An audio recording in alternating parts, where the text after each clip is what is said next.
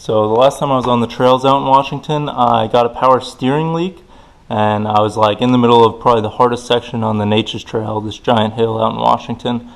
And yeah, I didn't really have time to diagnose or fix it, so I drove it with no power steering, leaked all the fluid, and it made all kinds of noises. Pretty sure it shredded that steering box, and it's still leaking a bit.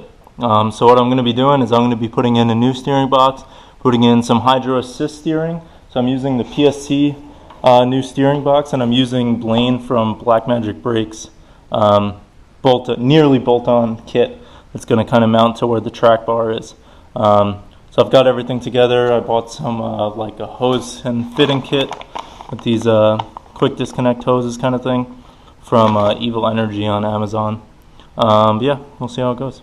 Okay, so here's the new steering box. Obviously looks way bigger. So we're going to start over here by removing, there should be 3 of these. They're 5/8 inch. One is behind my anti-rock, so I'm going to have to, I guess, jack it up and get that one. And I have a steering box cover. I'm not even sure if this is going to work with the new one, but it should be the same bolts. It feeds through the same bolts. So before you drop the actual steering box, 2 things we want to do. Hold on, let me get my light. So one, there's this plastic cover here you can pop off with a 10 millimeter. You should have 2 of them. I cut off one of mine. So 10 millimeter bolt there. And then using either a crow's foot or a wrench, these are 18 millimeter, the 2 lines right here.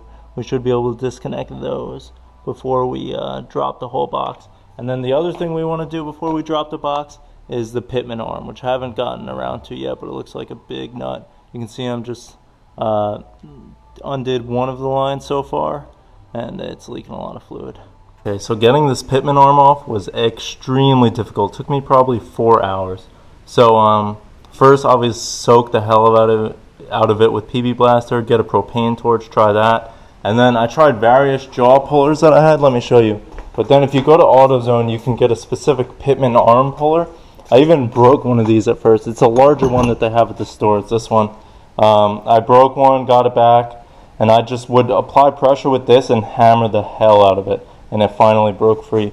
Just serious pain. But as you can see, that finally released the steering box from everything but the steering shaft. Sorry, you guys can't see that. To get the shaft, there's just this 1/2 inch bolt right here that's kind of like a clamp. So we loosen that, and now we should be able to just pull the whole old steering box off. Got the steering shaft off. Here's the whole box. Again, a lot of PB Blaster. I put a wedge in the clamp device, did everything I could, pried it, finally got it. Not as bad as the pitman arm, but still pretty bad. But here's the old box. And I bought this repair kit, so I'm going to patch this one up too after I'm done with everything else. But in the meantime, just to see, whoops, I got the PSC box in there, but I'm going to take it down, put the high and low pressure lines in first. We're also going to need to shorten the steering shaft, which, oh boy, hold on, I need the light. So, you guys probably can't see very well, but like right around here, there's a telescoping part of the steering shaft, and apparently there's a pin you can drill out. I don't really see that, but we've got to find a way to shorten this. I should mention before you do anything, so you want your wheel straight and the steering wheel centered, and the problem is once you disconnect it, it can rotate freely and you can damage your clock spring if that happens. So I don't know how well you guys can see, hopefully, but put your seat belt through so that way this doesn't move, because now everything's rotating freely, and if this rotates too much, you're going to damage. You could potentially set off the airbag, damage the clock spring, the horn. So we've got it set now, and now we're going to have to remove the steering shaft in order to shorten it. Okay, I don't know how well you guys can see this, but so I'm in the driver's side fender. So there's this bracket that ties into the frame that holds up that needle bearing that like the drive shaft goes through, and so I really could not get the bolts. They're like super rusted, these nuts, to get it off, so I'm removing the whole bracket. Plus, I can lift this bracket up 1 inch to compensate for my 1.25" body lift. So there are 2 bolts. You see one right in front of you is already out. Then there's another one up there. They're both 15 millimeters. And so I'm going to try and get at this one from the top too. If not, I'll have to get a wrench and do the like double wrench trick. But yeah, and so then once we have that whole bracket, everything should slide out since we already removed the joint connecting the lower steering arm to the upper.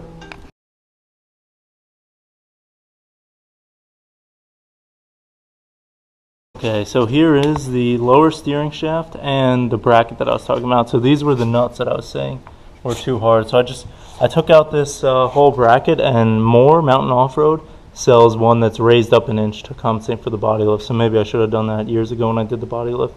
You can see the needle bearing that it all rides in. You can't even buy this piece separately. You have to buy this whole thing as a unit. So I have an 06 TJ. So the 03 to 06 have a different Mercedes ZF steering box, which is shorter. So with the PSC kit, it extends out farther. So you would need to shorten this. So these things are meant to be telescoping. They're collapsible. So they're supposed to be like a polyurethane pin. I think you can't really see mine because of paint, but it's kind of bubbling out right there. So that way in the event of an accident, this would all compress and slide into itself rather than like pushing the steering wheel into you and killing you. So normally what you would do is drill out this pin, measure. I measured already. It needs to go down right about 2 inches. So I'd make a mark. You could either just push it in. I've heard it's very difficult, but you push it in and then drill a new hole, put in a new polyurethane pin. Or what I just did is I bought a lower steering shaft from a 97 to 02 TJ, which is already shorter because their steering boxes were bigger to begin with. They have the old Saginaw type. So in the meantime, that's it for now. So I got the whole old steering shaft out. I'm going to get the 97 to 02 one, which should be shorter, so I don't have to drill and or cut this. Yeah, and it should have a new needle bearing with it, and I'll have a whole new bracket that should be raised an inch.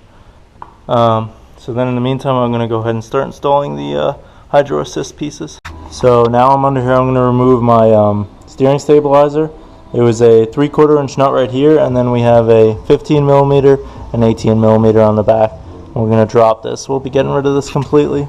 Okay, so we're going to remove the pitman arm end of the drag link, so that way we can slide over this thing. So this thing's going to slide over there, kind of where the old mount for my steering stabilizer was, and act as a mounting point for the rod end of the ram, like the part that actually moves. So these are both 3/4 inch nut and bolt. We're going to remove both of these, and then we should be able to spin this whole thing out. Might need a pipe wrench. Yeah, and then we'll be able to slide our new thing on, and we'll have to get this off too. Bolts on the old steering stabilizer bracket are 9/16, by the way. Alright, so this is what this whole end looks like when it's put together.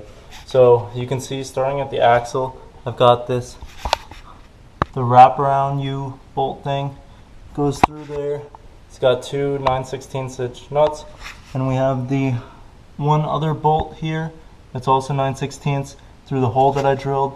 There's another spacer right there. I hope you guys, let me try and change, hope you guys can see that. That goes up top to the 9/16, and then through here, so you probably can't see super well, but right here are the two bushings that go through the stationary end of the ram's eyelet. And you have this big 3/4 inch bolt and nut, and there's the other spacer right there. So that's how that's set up. So right here, I put the track bar bolt right back through using its nutsert through this little plate here, tighten to 55 foot-pounds. So as far as fittings go, here's what came with the kit: is 4 of these 90 degrees. So what you do is you'll take the 10 AN hose, you spin this counterclockwise. You need to put it in a vise, honestly. Get this all the way till it bottoms out, and then you can thread this in here. But honestly, I kind of think that sounds of a pain, so I went on Amazon, got this kit from Evil Energy. So I have all different kinds. I have 180, 45, 90, and 0 degree fittings with a bunch of worm clamps. Yeah, and it came with more 10 AN hose. I think I'm just going to use this. I'm going to wait till I have it all put in to see like what angle of fitting, but probably 90 degrees on here, and then I don't know what's going to come out of the steering box. So I'm going to wait till it's all mocked up. So I bought the pressure release valve and anti-splash vent that came with this. So basically you just, from the top of the PSC reservoir, there's this little hose that's a breather. I got it over here. You literally just push this in here and then mount it. It comes with 2 holes to drill it. I'm just going to zip tie it right there. But yeah, easy. Okay, so we've got the new 9702 steering shaft and it's in. So first things first, you got to put on the mount with those two 15mm bolts right there, and then we slid the shaft through. It did not come with its own nuts, so you guys probably can't see, but I had to put my own bolt and nut, 2 of them, and some washers on right there. And then it's kind of annoying, but you gotta line this up, slide the shaft into the shaft, the upper part of the shaft coming from the steering wheel, and then it's what size? That's a 1/2 inch tightener bolt right there, and just get it good and tight. And then we're gonna eventually put up the steering box to the other end and use the other 1/2 inch tightener clamp bolt. In order to get this on, I had to use a whole lot of wood and the transmission jack and hammer it in. Then tighten that top 1/2 inch bolt, the clamp bolt, to 78 foot-pounds. Now we're going to put in the high and low pressure lines. So the kit comes with different high and low pressure lines. This is the high pressure, this is the low pressure. They're both 18mm. High pressure we just screw in top and bottom. The low pressure you had to put in this 90-degree fitting and then cut some hose to length and clamp it with some worm clamps right here. It came with some.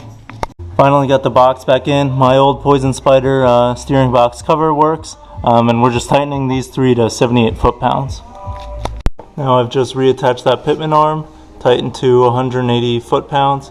Make sure those red lines right there line up. Jacked it up, and I just turned the steering wheels both ways to make sure that it turned all the way and that it was centered, and everything looks good, luckily. And so now what I did, I already did this, so you can see I have a Sharpie mark there. That was when it was all the way in. Pulled it all the way out, made a Sharpie mark there, measured that 6 inches exactly, and then made a Sharpie mark at the halfway. You probably can't really see it, but let me see. So that was my halfway mark, and now I'm just going to get that perfect, kind of, and then we're going to make sure that this lines up, so we're going to have to knock this down, tighten this up, and then attach it. Once you've got this ready, you put the biggest bolt that came with it through the eyelet here. It's 15/16 nut and bolt, and then we're just going to put the clamp on and then route the hoses. I'm not sure what the deal is, but I had to use some of my own 9/16 inch nuts and bolts for this, because this one just wasn't long enough to get these bolts through around this clamp. I don't know if it's the paint I put on or what, but it looks like it would go right now, but I don't know, I'd have to tighten, and these work just fine. So anyway, that's what I did to tighten it. So you can see I put a 45 degree here and a 90 here. I'm going to switch this out to a 45, and we're just going to hook this up, and then it should be just about done. So when you're routing the hoses, the port that is closer to the steering input shaft goes to the port on the ram that is closer to the driver's side. So this port goes here and this port goes here. And I left an 8 inches of extra play on each one to account for the ram moving and for droop in the suspension as I go off-road. So now all that's left, or what should be left, oh boy, sorry. So we're gonna fill the reservoir. I'm probably gonna undo the serpentine belt and hand crank the pump to cycle it through. We're gonna jack the whole front axle off and then cycle the wheels back and forth as air bubbles come out, and refill the power steering fluid as needed. And then we should be good for a test run. So I noticed when my steering was all the way one way, what was stopping it was the ram and not the steer stops right here. So there's this bolt and nut, but they're welded together. So what you can do to space it out is I just unscrewed it all the way. It's a 9/16, and you just put on 2 washers. And now when I turn it, this is what ends up stopping it rather than the steering ram. So I'm not putting it unnecessary forces on that. And yeah, I think it's actually all good now. I'm just, I've bled it all the way, a ton of bubbles came out. It used right around, what is this, a quart each? So it took right around 2 quarts of fluid, and everything seems pretty good. Okay, so after driving it around for a little while, I ran into some issues. Mainly, the hose itself, whether on the gearbox or on the ram, kept blowing off. It even broke the hose at one point. So here was the issue. So I was using this at some 10 a.m. You can see it said reinforced, but there's no like metal in there. This is the hose that you're supposed to use. You can see the metal lining right there. It's rated to a much higher PSI. So I was using this hose with this kind of clamp and just a gear clamp, whereas you're supposed to use these. So what I'll have to do is cut these to size, the metal lined one, put it in a vise, you thread this on counterclockwise, then dip this in oil, and then thread this in clockwise. So I'm going to have to redo all my lines and get more fluid, which is really slowing me down. Just had to order some more. But yeah, just so you know, don't bother with this. You really do need the reinforced stuff, even though it's a little more of a pain.